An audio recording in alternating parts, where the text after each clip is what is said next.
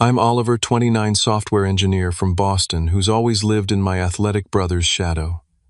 When I invited my parents to an important life event, they chose Tyler's football game instead. So my fiancée Emma and I made a decision we'd still have our wedding that day, just without telling them what they were missing. Never thought a simple invitation would shatter my entire family. If you're watching this from somewhere where family has let you down, hit that like button and subscribe. Let me tell you how I accidentally tore my family apart with just one invitation.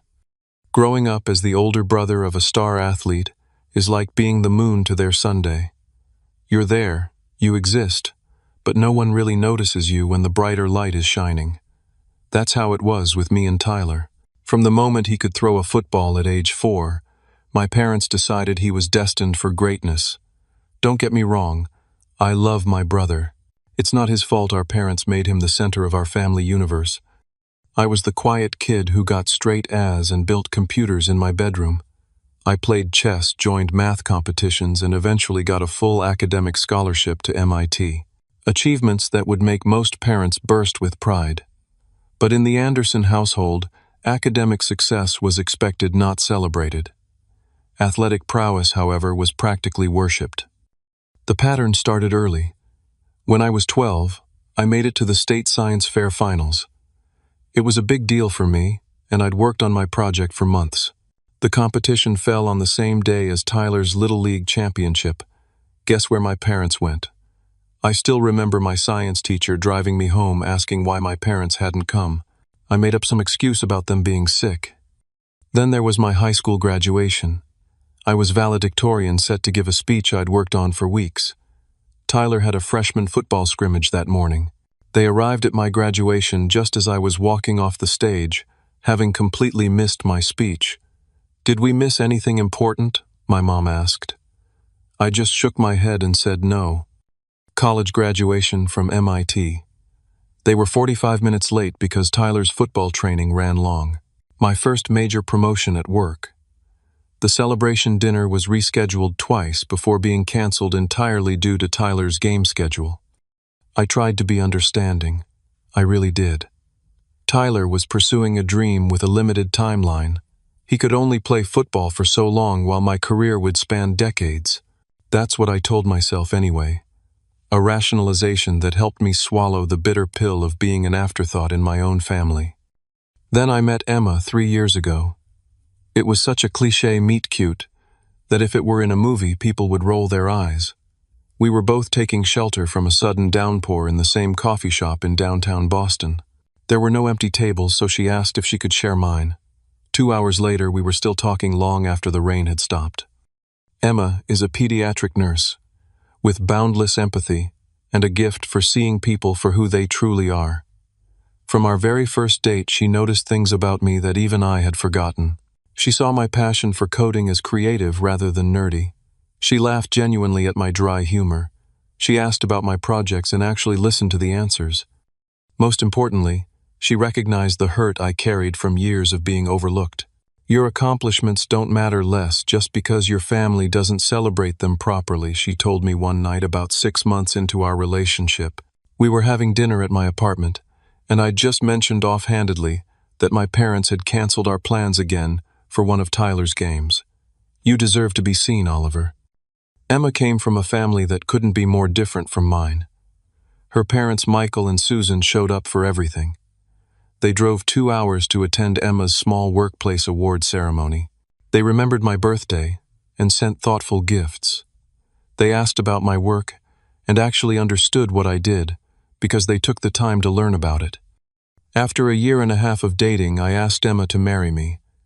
I planned an elaborate proposal at the Boston Public Garden with a string quartet playing our song and a photographer hidden nearby to capture the moment. She said yes immediately, tears streaming down her face, and I felt like the luckiest man alive. When I called my parents to tell them the news, my mom's first question was whether we had checked the date against Tyler's football schedule. Not congratulations, not excitement, just concern that our wedding might conflict with a game. I laughed it off on the phone, but after I hung up, I sat in stunned silence for 20 minutes. Emma and I began planning our wedding, a process that should have been joyful but instead became another exercise in family disappointment. My parents missed our engagement dinner because Tyler had a scrimmage that he really needed them at for moral support. They skipped our menu tasting because there was a potential scout coming to watch Tyler play. They even asked if we could move our engagement photo session because it conflicted with one of Tyler's interviews. Each time I swallowed my hurt and rearranged my life to accommodate my brother's schedule. Each time Emma watched me make myself smaller to fit into the space my family allocated for me. And each time her gentle suggestion that we needed to address this pattern grew a little firmer. "They're not going to change unless you make them see what they're doing," she said, one night after my parents had canceled yet another wedding planning event. "You matter, Oliver. Our marriage matters. If they can't see that, maybe it's time to show them." Little did I know then how prophetic her words would become. Emma and I originally planned a traditional wedding ceremony at a beautiful venue in the Berkshires. We envisioned 100 guests, a sit-down dinner, dancing under the stars, and all the conventional trappings. We reserved a date 9 months out, sent save the dates, and began the usual planning process. I had hoped, perhaps naively, that my wedding would finally be the event important enough for my parents to prioritize. About 6 months before the wedding, my Uncle Jack, my dad's brother, came to visit me in Boston. Unlike my father, Uncle Jack had always made an effort to be present for my milestones. He attended my college graduation when my parents were late. He helped me move into my first apartment. He remembered my birthdays with thoughtful gifts related to my interests. Over dinner at my favorite Italian restaurant, Uncle Jack shared some family history I'd never known. "Your dad was a lot like you when we were kids," he told me, twirling pasta around his fork. "Smart, quiet, good at school. But our father only had eyes for sports." Really, I found this hard to believe. My father, Robert Anderson, successful business executive and football fanatic, had once been the overlooked academic child. Oh yeah, Dad was a former college linebacker, and he pushed Robert hard in sports, but your father just wasn't built for it. I was the athletic one. Uncle Jack took a sip of his wine. When Robert couldn't fulfill Dad's athletic dreams, he stepped back and focused on business instead, made himself successful in a different arena. "So why would he do the same thing to me?" I asked. "If he knows how it feels." Uncle Jack shrugged. "Sometimes we repeat the patterns we know even when we hated them ourselves. Or maybe he's living vicariously through Tyler in a way he never could with his own father. Either way, it doesn't make it right."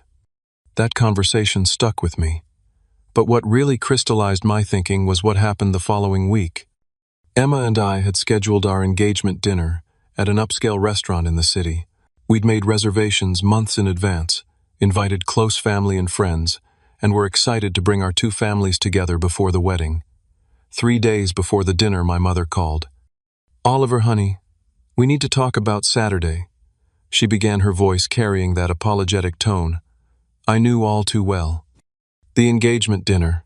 Everything's set. We start at 7, I replied, already feeling a knot forming in my stomach. "That's the thing. Tyler has a scrimmage that afternoon and there's a really important scout coming to watch him. We really need to be there for him. Mom, this dinner has been planned for months. We can't change it now. People have made arrangements." "I know, sweetie, but this is a once-in-a-lifetime opportunity for your brother. Can't you reschedule? Just push it back a week or 2. I felt something inside me snap. Not in a dramatic, explosive way, but in the quiet, final way of an elastic band that's been stretched too far for too long. "No, Mom, I can't reschedule. Emma's family is coming from out of town. Reservations are made, deposits are paid. This is important to us."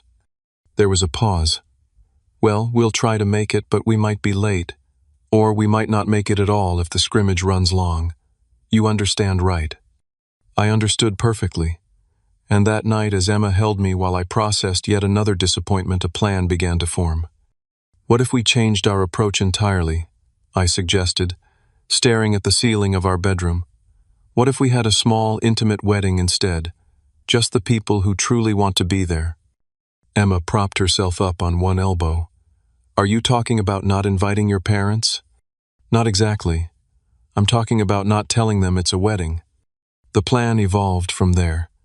We would cancel our large wedding and forfeit the deposits.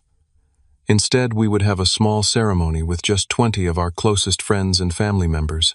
We would send my parents an invitation to an important life event, deliberately vague, but on the same date we had originally planned for our wedding. Part of me hoped they would surprise me and choose my event over Tyler's game. The other part of me, the part that had been disappointed too many times, knew they wouldn't, and in that case they would learn afterward what they had missed. Emma had concerns. "Are you sure this is the way to address the issue? It feels a bit like a trap." "It's not a trap," I insisted. "It's a test.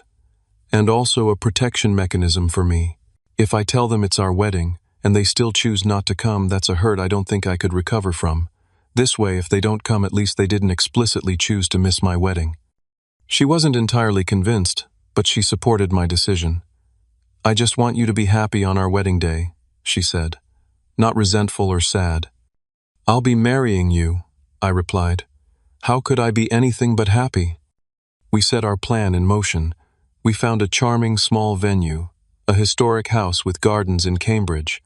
We ordered new, simpler invitations for our reduced guest list, making it clear they were coming to our wedding, and we crafted a separate, carefully worded invitation for my immediate family. "You are cordially invited to an important milestone in Oliver's life," it read. "Saturday, June 12th at 2 o'clock in the afternoon. Your presence would mean the world to him." I mailed it with a mixture of hope and trepidation. 3 days later, my mother called. "Oliver, about this event on the 12th. She began. "Yes," I held my breath. "We're so sorry, but that's Tyler's big game against State. The one they've been building toward all season. We really can't miss it." Even though I'd expected this response, the pain was still sharp. "I see. Can you tell us what this event is? Maybe we could stop by before or after the game." "It's personal," I said. "And no, it's at a fixed time. But don't worry about it. Enjoy the game. Are you sure you sound upset?" "I'm fine, Mom. I've had plenty of practice adjusting my expectations." After I hung up, Emma found me sitting silently on our couch. She didn't say anything, just held my hand.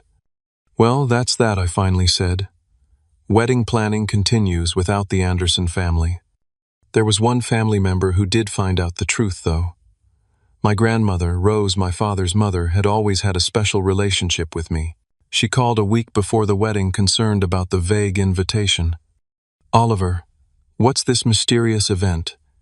You know I'll be there regardless, but my curiosity is killing me." I found I couldn't lie to Grandma Rose. "It's my wedding to Emma, Grandma, but please don't tell Mom and Dad." There was a pause. "They don't know." I explained the situation, expecting her to scold me for the deception. Instead, she sighed deeply. "History repeats itself," she said cryptically. "I'll be there, Oliver. And I won't say a word to your parents. Some lessons must be learned the hard way." As the wedding day approached, I felt a complex mix of emotions: excitement about marrying Emma, sorrow about my family's absence, anxiety about the eventual fallout, and a quiet determination to finally stand up for my own importance in the world. The morning of June 12th dawned clear and perfect, as if even the weather was conspiring to make our small wedding beautiful. I woke up in a hotel room, following tradition by spending the night before the wedding apart from Emma. My best friend Marcus was already up making coffee in the room's small kitchenette. "Big day, man," he said, handing me a steaming mug. "How are you feeling?" I took a moment to assess. Good. Nervous, but good nervous. Any regrets about the family situation? Marcus was one of the few people who knew the full story. I stared into my coffee. I keep thinking maybe I should call them, tell them the truth. Give them one last chance to choose me. Marcus sat on the edge of the bed. "Look, Oliver, I've known you since college. I've seen how your family treats you. This isn't about punishing them. It's about finally doing something for yourself, without diminishing it to accommodate them." He was right, but doubt still gnawed at me. What if this destroys my relationship with them permanently? If missing your wedding destroys your relationship, that's on them, not you. Real family shows up. Emma's family shows up. Your friends show up. We're all here. His words steadied me, and I focused on getting ready. The morning passed in a blur of showers, breakfast dressing in our suits, and last-minute preparations. By noon, we were at the venue, a gorgeous colonial-era house with gardens in full bloom. The setup was simple but elegant. Chairs arranged in rows facing a flower-covered arch in the garden. Inside tables were set for an intimate reception dinner. Emma's touches were everywhere. Wildflowers in mason jars, twinkling lights strung through the trees for later framed photos of us throughout our relationship. At 1:30 guests began to arrive. Emma's parents, Michael and Susan, came first, both hugging me tightly. "We are so proud to welcome you to our family," Susan whispered in my ear. Uncle Jack arrived next, then friends from work and college. Grandma Rose came in a beautiful blue dress, her silver hair elegantly styled. She took my hands in hers and looked me directly in the eyes. "You look so much like your grandfather," she said. "He would have been here today no matter what else was happening in the world." The ceremony was scheduled for 2 o'clock. At 1:50 I stood in a small room at the back of the house adjusting my tie for the 10th time when there was a knock on the door. It was Uncle Jack. "I think that's my job," he said, gesturing to my tie. As he straightened it, he added, "I know I'm not your father, Oliver, but I would be honored to stand in for him today. Walk with you to the altar if you'd like." Emotion clogged my throat. "I'd like that very much," I managed to say. At precisely 2 o'clock, while my parents sat in stadium seats at my brother's football game, I walked down the aisle with my uncle beside me. I took my place under the arch and turned to watch the entrance. And then Emma appeared, and everything else faded away. She was breathtaking in a simple white dress, her hair adorned with tiny flowers, her smile radiant. Her father walked her down the aisle, pride evident in every step. As he placed her hand in mine, I felt a profound sense of rightness. This woman saw me, valued me, chose me above all others. Whatever happened with my family afterward, I knew I was making the right decision today. The ceremony was brief but deeply meaningful. We exchanged vows we had written ourselves. I promised to always see Emma for the extraordinary person she was, to support her dreams, as she supported mine, to build a family based on mutual respect and presence. She promised to stand by me through all of life's challenges, to help me recognize my own worth, and to create a home where we both felt valued and loved. After we exchanged rings and were pronounced husband and wife, we turned to face our small gathering of guests. The applause was enthusiastic, the smiles genuine. These were people who had chosen to be present for an important moment in our lives, and their joy for us was palpable. The reception that followed was everything we had hoped for: delicious food, heartfelt toasts, and an atmosphere of authentic celebration. Grandma Rose gave a particularly touching speech. "I've watched Oliver grow from a thoughtful boy into a remarkable man," she said, her voice strong. "Despite her 80 years, he has always had a quiet strength, a dignity that doesn't demand attention, but deserves it nonetheless. Emma, thank you for seeing what some have been too blind to notice. You two have built a foundation of mutual respect and genuine presence in each other's lives. That's what marriage should be."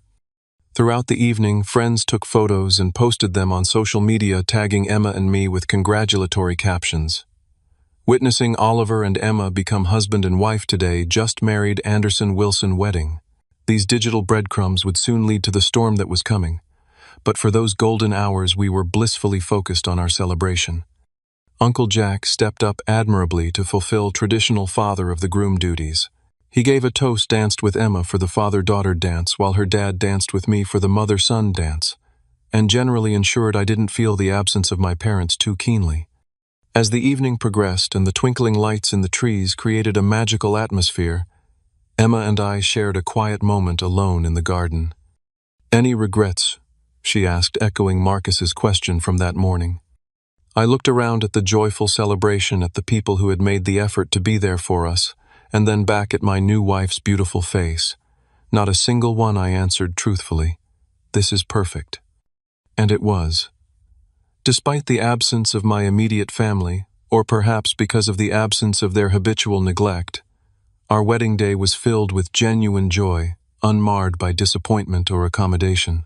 For once in my life, I had prioritized my own significant moment, and it felt like a first step toward a healthier future. As we danced under the stars with our chosen family surrounding us, I felt a peace I hadn't expected. Whatever storm was coming when my parents discovered what they had missed, at least, we would weather it as husband and wife, secure in the knowledge that we had begun our marriage surrounded by love and authentic support. The morning after our wedding, Emma and I woke up in our hotel suite to the sound of my phone buzzing incessantly. Still groggy and wrapped in the happy bubble of newlyweds, I initially ignored it. But when Emma's phone started going off too, we knew something was happening. I reached for my phone and found it flooded with notifications. Text messages, voicemails, social media alerts, all pouring in at a staggering rate.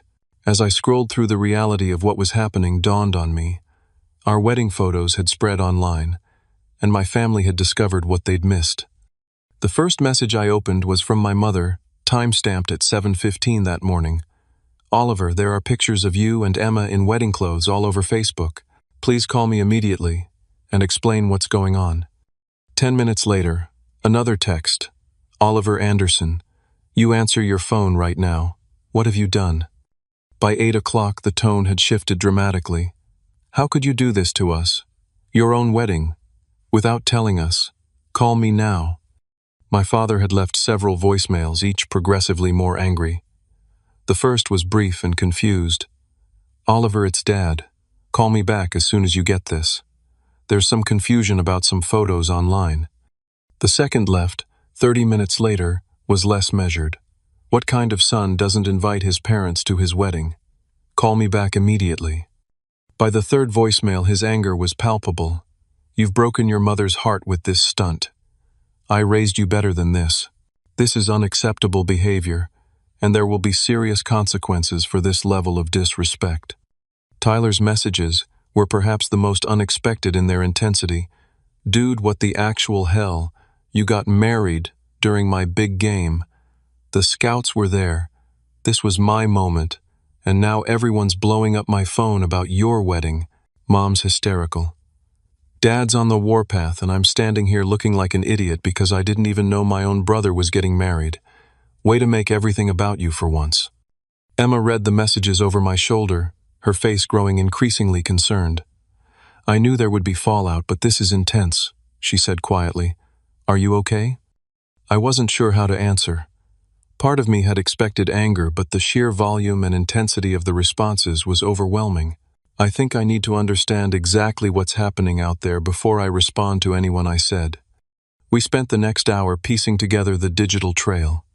Our friends had posted dozens of photos from the wedding, all with tags that made them easily findable. "Congratulations to the newlyweds, Anderson Wilson wedding. And what a beautiful day for Oliver and Emma, just married. And so honored to witness Oliver and Emma's special day." These posts had been seen by mutual friends, extended family members, and my parents' social circle. By morning, the news had spread widely, with many expressing surprise that the Anderson family wasn't in any of the photos. My mother's cousin had apparently called her first thing in the morning to congratulate her on her son's beautiful wedding, only to discover that my mother had no idea what she was talking about.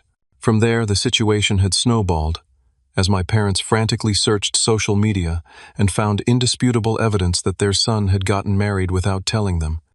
As we were still trying to process this information, my phone rang again. It was my mother.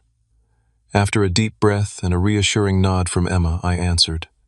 "Hello, Oliver." My mother's voice was tight with emotion. "Please tell me these pictures are from some kind of pre-wedding photo shoot or costume party. Please tell me you didn't actually get married yesterday without telling us."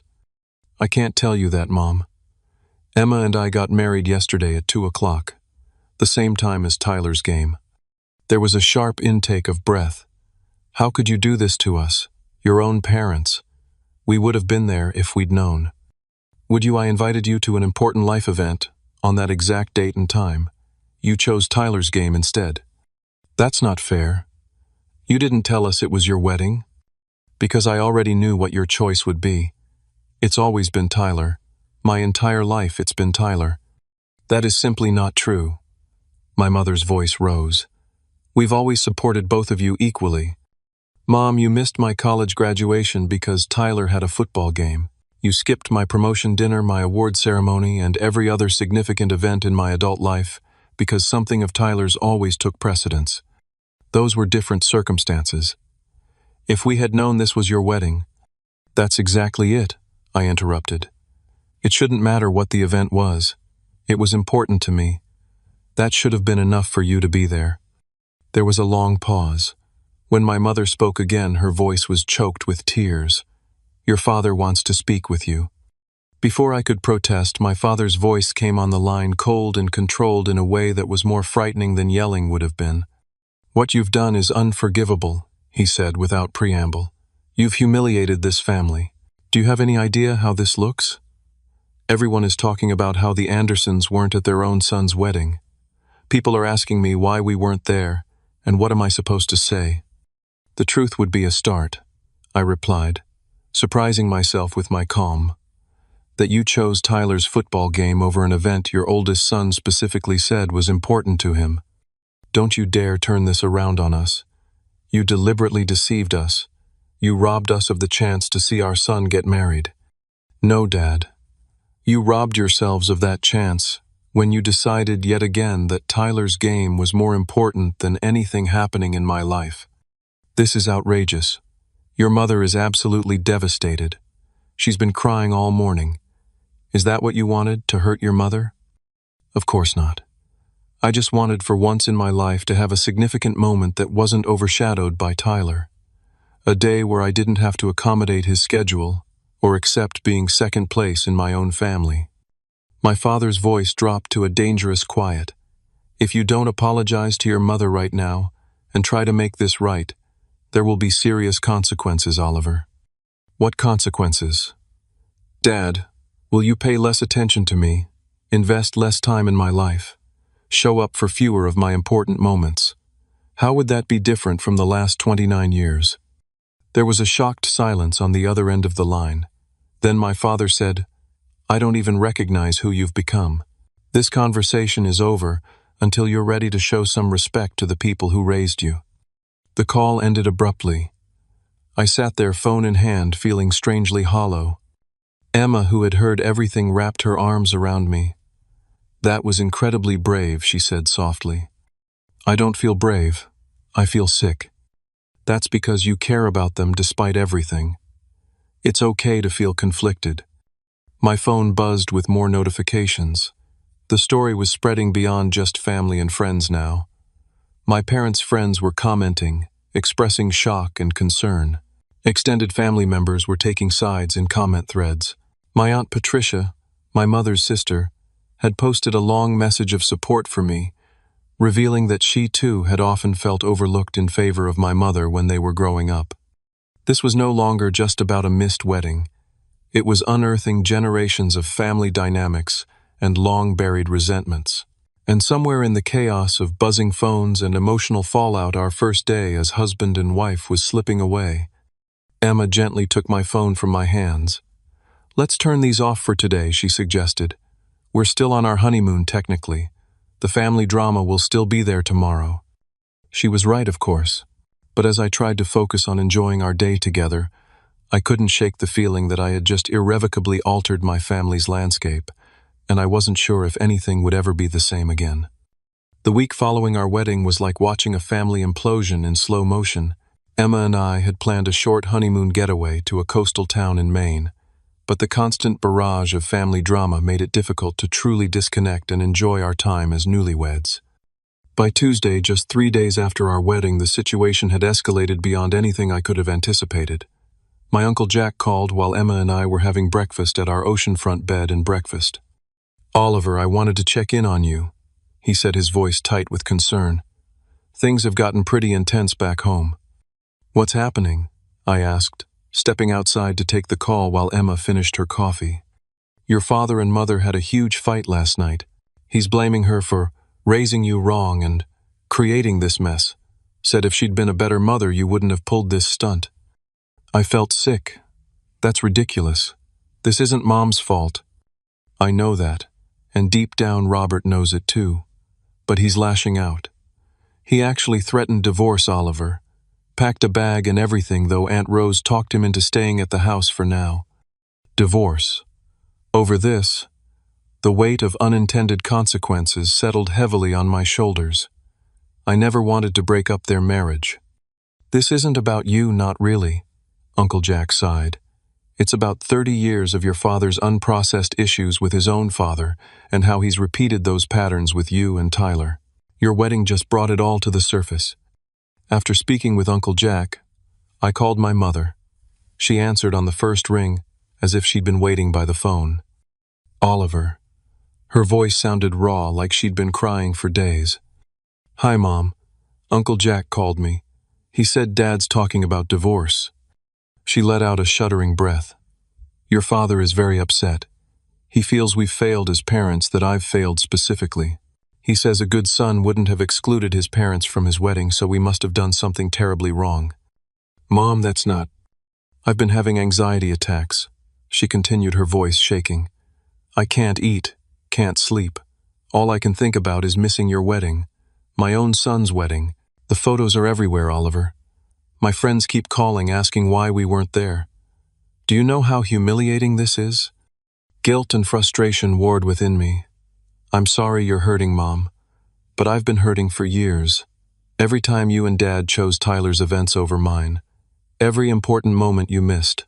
The wedding was just the culmination of a lifetime of feeling secondary in my own family. We never meant to make you feel that way, she whispered. But you did. And when I explicitly told you I had an important event, you still chose Tyler's game without hesitation. Because we didn't know it was your wedding, she cried. It shouldn't have mattered what it was, I replied, the same point I'd been trying to make all along. It was important to me. That should have been enough. The conversation went in circles after that, neither of us truly hearing the other. Before we hung up, my mother made one last plea. Please talk to your brother. He's taking this very hard. Tyler. I hadn't spoken directly to him since the wedding, though his angry texts had continued. With a sense of dread, I called him next. Finally decided to pick up the phone, he answered, his voice cold. Tyler, Save it. Do you have any idea what you've done? The scouts were distracted during the game because people in the stands were showing them wedding pictures of you on their phones. My big chance. And you managed to screw it up without even being there. That's hardly my fault, I protested. I didn't ask anyone to show pictures during your game. No, you just deliberately scheduled your secret wedding on the same day as the most important game of my career. I'm your brother Oliver. Your brother, and you didn't even tell me you were getting married. Would you have come if it meant missing your game? I asked quietly. There was a telling pause. That's not the point, he finally said. That's exactly the point. No one in this family would have chosen my wedding over your game. That's why I didn't tell you what the event was. So you set us all up to look bad. Congratulations, it worked. Dad's threatening to leave Mom. Mom's having panic attacks, and I'm getting sideways looks from my teammates like I'm some kind of terrible brother who skipped his own brother's wedding for a football game. You've turned our whole family upside down just to prove a point. The conversation deteriorated from there, with Tyler accusing me of jealousy and sabotage, and me trying unsuccessfully to make him understand my perspective. We ended the call with nothing resolved, just more hurt feelings on both sides. Meanwhile, the extended family was taking sides. Grandma Rose had become one of my strongest advocates, calling family members to explain my perspective and standing firm in her support of my decision. Uncle Jack was playing mediator, trying to help my father see his role in the situation, while also gently suggesting I could have handled things differently. My mother's sister, Aunt Patricia, had surprised everyone by publicly supporting me. In a family group chat that had turned into a heated debate forum, she wrote, Diane, you and Robert did the same thing to Oliver that Mom and Dad did to me, always favoring one child over the other. The chosen child never sees it, and the parents deny it. But the overlooked child feels it every single day. Oliver just had the courage to finally call it out. This revelation led to its own separate family drama, as my mother and Aunt Patricia excavated childhood grievances that had apparently been simmering for decades. By the end of the week, the situation had become so volatile that Uncle Jack suggested a family meeting with everyone present. We need to clear the air before this gets any worse, he said. Your parents' marriage is hanging by a thread. Tyler's blaming you for potential scouts losing interest, and the extended family is choosing sides. This isn't what you wanted, Oliver. He was right. As justified as I felt in my actions, the fallout had extended far beyond what I'd intended. This wasn't about teaching my family a lesson anymore. It was about whether we could salvage any kind of relationship moving forward. Emma and I cut our honeymoon short by 2 days and returned to Boston to face the music. The family meeting was scheduled for Sunday afternoon at Grandma Rose's house, neutral territory. As the time approached, Emma squeezed my hand. "Remember why you did this," she said softly. "Not to hurt them, but to finally stand up for yourself. Don't let them twist this into you being the villain." The meeting was a disaster from the start. My father refused to look at me. My mother burst into tears the moment I walked in. Tyler sat with his arms crossed, radiating hostility. Grandma Rose tried to moderate, but the conversation quickly devolved into accusations and counter-accusations. "You deliberately humiliated us," my father stated flatly. "You've been overlooking me my entire life," I countered. "That's ridiculous. We've supported you every step of the way," my mother cried. "By missing every important event in my life, because Tyler's games always took precedence." "Here we go again," Tyler rolled his eyes. "Poor Oliver, always playing the victim." "You have no idea what it's like," I shot back. "You've always been the golden child. Everything has always revolved around you and your football schedule." "That's not my fault."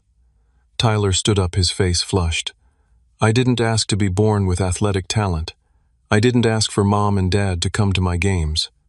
"No, but you never once said, 'Hey, maybe skip this game and go to Oliver's graduation instead.' You took it all for granted." The argument continued in circles, with old hurts and resentments bubbling to the surface. At one point, my father turned to my mother and said, "This is what comes of your coddling. You've raised a son who thinks the world revolves around him." That led to another argument between my parents, with decades-old parenting disagreements being rehashed in front of everyone. The meeting ended when my mother broke down, completely sobbing uncontrollably, and my father stormed out, saying he needed time to think about whether he even wanted to remain part of this family. As Emma and I drove home in stunned silence, I realized that Uncle Jack had been right about one thing: this wasn't just about a missed wedding anymore. It was about generations of family patterns, unspoken expectations, and the complex dynamics that had shaped all of our lives. The question now was whether our family could survive the painful truths that had been exposed, and whether, even if they finally understood my perspective, the damage done was simply too great to repair. 2 weeks after the failed family meeting, with tensions still running high and communications largely reduced to terse text messages, Aunt Patricia suggested something unexpected: family therapy. To my surprise, everyone agreed, perhaps recognizing that we couldn't resolve this on our own. Dr. Evelyn Hayes was a family therapist with 30 years of experience navigating complex family dynamics. She set up a session at her office, a neutral space with comfortable chairs arranged in a circle. As we filed in, my parents, Tyler, Emma, and me, with Grandma Rose joining as well, the tension was palpable. Dr. Hayes established ground rules. First, one person speaks at a time. Use I statements rather than accusations. Focus on feelings rather than assigning blame, and commit to listening without interrupting. Simple rules that seemed nearly impossible given the emotions swirling in the room. "I'd like to start by hearing from each of you about how you experienced the wedding situation," she said calmly. "Not your judgments about others' actions, but your own experience and feelings. Oliver, since this began with your decision, would you start?" I took a deep breath, feeling everyone's eyes on me. I felt invisible in my family for most of my life. I began, my voice steadier than I expected. Every significant moment was overshadowed by Tyler's sports schedule. When I invited my family to an important life event, and they immediately chose Tyler's game, instead it confirmed what I'd always felt: that I would never be the priority, not even for my own wedding. "So you deliberately deceived us," my father interjected. Dr. Hayes held up a hand. "Robert, please remember the ground rules. Oliver is sharing his experience. You'll have your turn to share yours." I continued.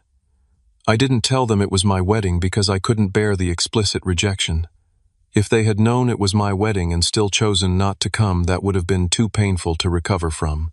This way they didn't knowingly choose to miss my wedding, but I still got to have my day without accommodation or disappointment.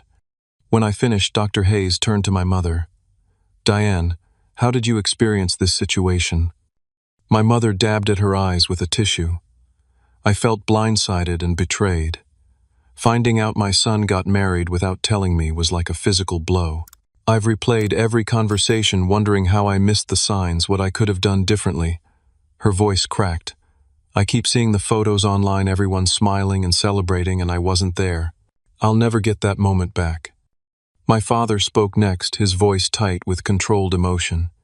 I felt disrespected and manipulated. A son who respects his parents would want them at his wedding. Oliver deliberately set us up to fail, to look bad in front of everyone we know. He could have told us, given us the chance to be there, but he chose not to. That's not the son I raised. Tyler's turn came. I felt used, he said bluntly. Like my football career was just a prop in Oliver's lifelong victim narrative. The scouts were there. It was a crucial game for my future, and suddenly everyone's phones are blowing up with wedding pictures. My own brother got married and didn't tell me. Made me look like the bad guy for not being there when I didn't even know. Grandma Rose spoke last among the family members. I felt sad watching history repeat itself, she said, looking pointedly at my father. Robert, your father did the same to you that you've done to Oliver.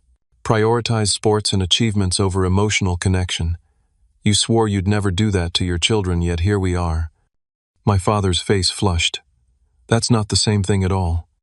Isn't it? Grandma Rose challenged. How many of Oliver's events have you missed over the years because of Tyler's games? How many times has he had to accommodate, adjust, or accept being second place? Dr. Hayes interjected. Let's focus on understanding each perspective before we debate them. Emma, would you like to share your experience? Emma spoke thoughtfully. I've watched Oliver shrink himself to fit into the space his family allocates for him. I've seen him swallow disappointment time after time. Our wedding day was the first time I saw him prioritize his own significant life event without apology or accommodation. I supported his decision because I believed he deserved that one day to be about him without being overshadowed. For the next hour, Dr. Hayes guided us through a deeper examination of family patterns. She asked my father about his relationship with his father, which led to revelations I'd never heard before. My father was a college football star, my father explained reluctantly. Nothing I did ever measured up. I was good at school, but he didn't care about academics. He missed my high school graduation because there was an alumni game at his old college. And how did that make you feel? Dr. Hayes asked. My father stared at the floor, invisible, like nothing I accomplished mattered. Yet you've done the same to Oliver, Dr. Hayes observed gently. That's different. Tyler has real talent. He could go pro. It's a limited window of opportunity. And Oliver's achievements weren't worthy of the same support. My father didn't have an answer for that. My mother's turn came to examine her own history. I was always in my sister's shadow growing up, she admitted, glancing at Aunt Patricia, who had chosen not to attend. Patricia was the pretty one, the popular one. My parents focused on her social life, her boyfriends, her prom dresses. I was just there. So you understand what it feels like to be overlooked, Dr. Hayes noted.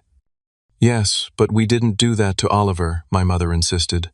We supported him too, just differently. Did you? Dr. Hayes asked. Oliver, did you bring anything to help illustrate your experience? This was something Dr. Hayes had suggested during our preliminary phone call.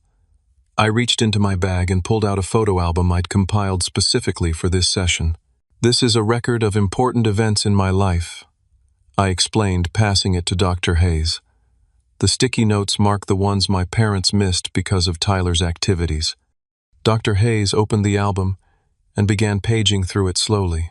My high school graduation, college graduation, academic award ceremonies, my first major art exhibition, a hobby I'd pursued in college, the celebration dinner for my first big promotion. Page after page of significant milestones, nearly all marked with yellow sticky notes. She passed the album to my parents. My mother's hand trembled as she turned the pages. My father's face grew increasingly pale. I didn't realize there were so many, my mother whispered. There's also a section for the wedding planning events you missed, I said quietly. The engagement dinner, the menu tasting, the venue selection, all rescheduled or attended without you because of Tyler's games or practices. Tyler, who had been looking over my mother's shoulder at the album, sat back with a stunned expression. I didn't know, he said. I mean, I knew they came to my games, but I didn't realize what they were missing to be there. It wasn't your responsibility to know, I told him, surprising myself with the lack of anger in my voice. You were just living your life.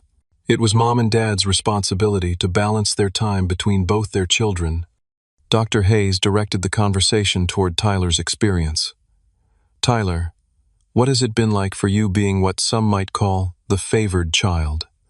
Tyler shifted uncomfortably. Everyone thinks it's great being the golden boy, but it comes with crazy pressure. Every game, every practice, I feel like I'm performing for more than just myself. Like I'm carrying Dad's unfulfilled dreams, Mom's expectations. If I fail, I'm not just letting myself down.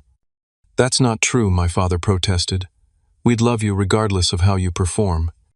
Would you, Tyler challenged? Because from where I sit, the family identity is wrapped up in my athletic success. What happens when that's gone? What am I worth to this family then? It was a perspective I'd never considered, the burden of being the favored child. The pressure Tyler felt to maintain his position, to justify the family's investment in his success. For the first time, I felt a glimmer of empathy for my brother's position. As the session continued, more truths emerged. My father admitted to living vicariously through Tyler's athletic success, trying to achieve through his son what he never could himself. My mother acknowledged that she had overcompensated for Tyler's activities because she didn't know how to connect with my more intellectual pursuits. Tyler confessed to sometimes feeling guilty about the attention he received, but not knowing how to address it without seeming ungrateful. The breakthrough moment came when Dr. Hayes asked a simple question. What does each of you want from this family moving forward? I want acknowledgement, I said immediately. Recognition that the pattern was real and harmful, and a commitment to more balance in the future. I want my family back, my mother said through tears. I want to repair what's broken. My father was silent for a long moment. I want to understand how I became the father I swore I'd never be. He finally said, his voice rough with emotion. And I want a chance to do better. Tyler's answer surprised me the most. I want to be seen as more than just an athlete, he said. And I want a real relationship with my brother, not this competition neither of us asked for. As the session drew to a close, Dr. Hayes offered some observations. What I'm hearing is a family caught in generational patterns that have gone unexamined for too long. The wedding situation was a symptom, not the cause of the dysfunction. The good news is that everyone here seems committed to healing, even if the path forward isn't entirely clear yet. She recommended ongoing therapy both as a family and individually. This won't be resolved in one session, she cautioned. You're looking at months of work to establish new patterns and heal old wounds. But the fact that you're all here is a promising start. As we filed out of her office, no one spoke immediately. The rawness of the session had left us all emotionally drained. But there was also a sense that something had shifted, that truths long buried had finally been exposed to light, creating the possibility, however fragile, of genuine change. 3 months after our first therapy session, Emma and I sat in our apartment preparing for a family dinner. It wasn't just any dinner. It was a belated wedding celebration my parents had insisted on hosting, their way of acknowledging what they had missed and attempting to make amends. Are you nervous? Emma asked, adjusting my tie in a gesture that had become familiar since our wedding day. A little, I admitted. We've made progress, but it still feels fragile. The past 3 months had been a journey of painful honesty, tentative reconciliation, and the slow, challenging work of changing family dynamics that had been entrenched for decades. The road to healing hadn't been straight or smooth, but we had all committed to traveling it, however difficult. Individual conversations had been crucial to the process. About a month after our group therapy session, my father had asked me to meet him for lunch, just the two of us. We sat across from each other at a quiet restaurant, the awkwardness between us palpable. I've been doing a lot of thinking, he began, fidgeting with his napkin in a way that revealed his discomfort, and a lot of talking with my own therapist. I waited, giving him space to continue. "The photo album you brought to the session," he said. "I keep thinking about it. All those moments I missed." He looked up, meeting my eyes directly. "Dr. Hayes asked me to try to imagine how I would feel if my father had done the same to me. And the truth is, he did. And it hurt like hell." My father rarely showed vulnerability, and hearing the pain in his voice caught me off guard. "I told myself I was being a good father by supporting Tyler," he continued.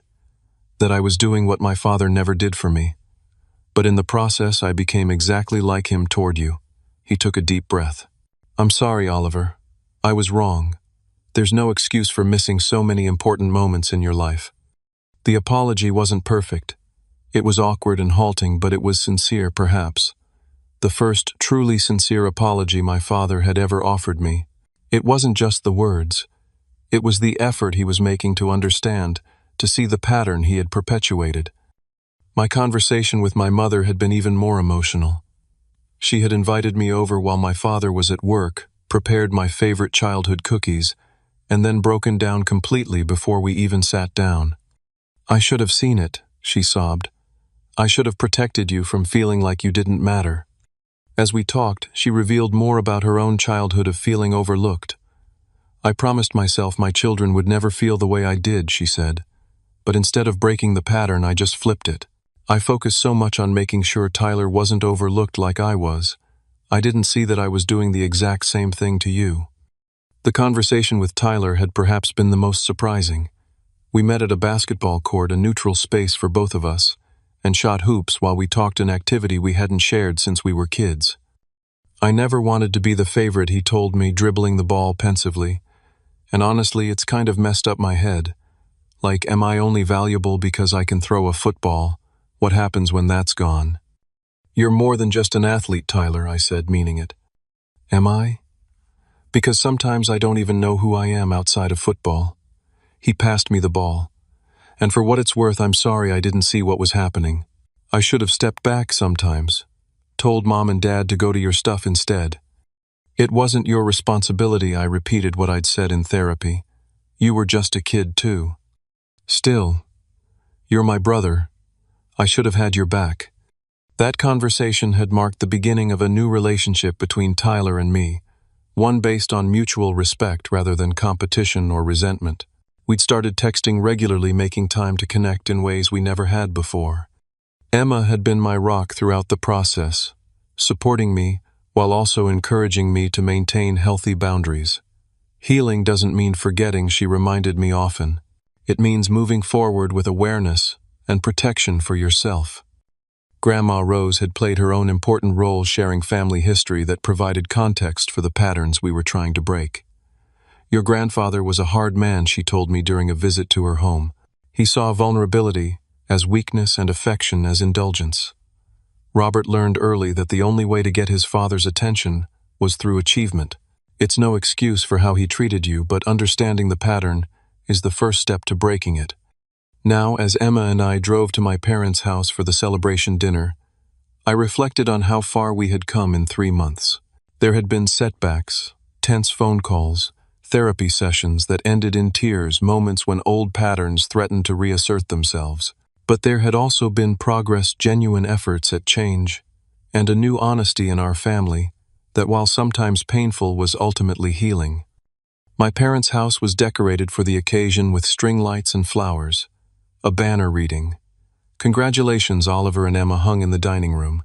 It was a small gathering, just my parents, Tyler, Grandma Rose, Uncle Jack, and Aunt Patricia. The atmosphere was slightly tentative at first, everyone conscious of the journey we'd been on, and the work still ahead. But as we shared a meal prepared with care by both my parents, a first, my father had never participated in cooking before, the tension gradually eased. After dinner, my father stood and asked for everyone's attention. He held a glass of champagne, his expression uncharacteristically vulnerable. "I want to make a toast," he said, "to Oliver and Emma. I missed the opportunity to do this on your wedding day, a fact I will always regret." He paused, collecting himself. "But I'm grateful for the chance to do it now, and for your willingness to give our family another chance despite the pain we caused." He turned to face Emma and me directly. Oliver, you've grown into a man of principle and courage, the kind of man who stands up for himself and speaks his truth even when it's difficult. I wish I could take credit for that quality. But the truth is, you developed it despite my failures, not because of my guidance. He swallowed hard before continuing. Emma, thank you for seeing the extraordinary person my son is, for valuing him as he deserves to be valued. And thank you for not giving up on this family, even when you had every right to. He raised his glass. To Oliver and Emma. May your marriage be built on the mutual respect and genuine presence that you've shown us is possible. May you break the harmful patterns of the past and create a new legacy of love and balance. And may you always know that despite our flawed expressions of it, you are both deeply loved and valued in this family. It wasn't a perfect speech, and it couldn't erase the hurt of the past. But it was honest, and it acknowledged both the pain and the possibility of a different future. As we all raised our glasses, I felt the weight I'd carried for so long begin to lighten, not because the past had been erased, but because it had finally been seen and acknowledged. Later that evening, as the gathering was winding down, I found myself alone with my brother in the backyard. We sat in the old porch swing looking up at the stars. So Tyler said after a comfortable silence, "Think Mom and Dad are going to make it." My parents' marriage had been strained to the breaking point by the wedding incident and its aftermath. The threat of divorce had been real. But the therapy seemed to be helping them too, forcing them to examine patterns in their relationship that went beyond their parenting. "I think so," I replied. "They're both trying. That counts for something." Tyler nodded. "It's weird, you know. This whole situation blew up our family, but maybe it needed to happen, like lancing a wound to let the infection out." "That's a graphic but accurate metaphor," I laughed. "Hey, I'm not just a pretty face with a good throwing arm," he grinned, then grew serious again. "For what it's worth, I'm glad you did what you did. Not because it hurt Mom and Dad, but because it forced us all to face some hard truths. I think we needed that, even if none of us would have chosen it." As Emma and I drove home that night, I felt a sense of peace I hadn't expected to reach so soon. The hurt hadn't magically disappeared. The trust wasn't fully rebuilt. The new patterns we were trying to establish were still fragile and required conscious effort from everyone. But there was genuine progress, real change that gave me hope for the future of our family. "What are you thinking?" Emma asked, squeezing my hand as I drove. "I'm thinking about family patterns," I replied. "How easy it is to repeat them without even realizing it. My father repeated his father's pattern. My mother repeated her parents' pattern in reverse." "And what about us?" Emma asked. "When we have children someday?" "I think being aware of the pattern is the first step to breaking it," I said. "Seeing it clearly, naming it, and consciously choosing a different path. And having a partner who calls you out when you start slipping into old habits," Emma added with a gentle smile. She was right. The healing that had begun in our family wasn't just about the past. It was about the future we were creating together. The awareness we now shared would help us build something different, something healthier for the next generation. The road ahead would still have its challenges. Family healing isn't a destination but an ongoing journey. There would be moments when old hurts resurfaced, when ingrained patterns threatened to reassert themselves. But we had broken the silence, named the dysfunction, and committed to a different way forward. That, I believed, was the most important first step. As we arrived home, I thought about all the people watching this video who might recognize their own family patterns in our story. Have you ever felt overlooked or undervalued in your family? Have you been caught in generational patterns that seem impossible to break? Share your experiences in the comments below. Sometimes knowing we're not alone in these struggles is the first step toward healing. If this story resonated with you, please hit that like button and subscribe to hear more stories of family challenges and reconciliation. Your support means everything as I continue sharing these personal journeys. Thank you for listening, and remember, standing up for your worth doesn't mean giving up on the relationships that matter. Sometimes the hardest conversations lead to the most meaningful healing.